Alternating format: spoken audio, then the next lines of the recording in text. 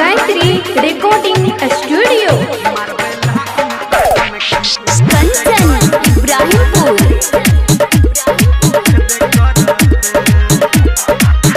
हाँ लागल छै दुर्गा पूजा त मेला में हेबे करत।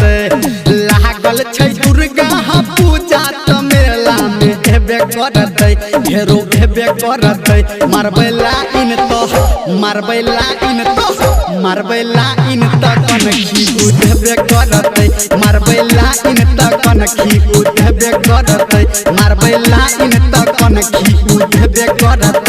मारबै लाइन त कनखी उठबे करत।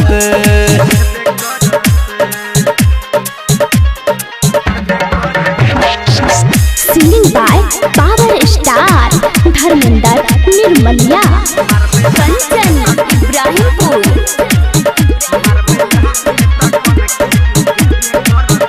हाँ मेला में खेते रे चौमिंग चाटे जान से हमारा आय भगेल बात। हाँ मेला में खेते रे चौमिंग चाटे जान से हमारा आय भगेल बात।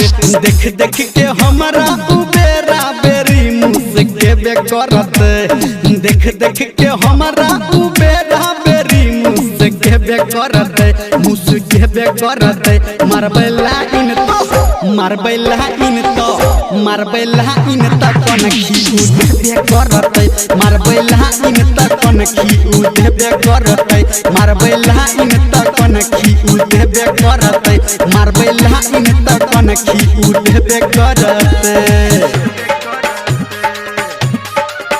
अभी आप सुन रहे हैं सावरिया म्यूजिक कंचन इब्राहिमपुर।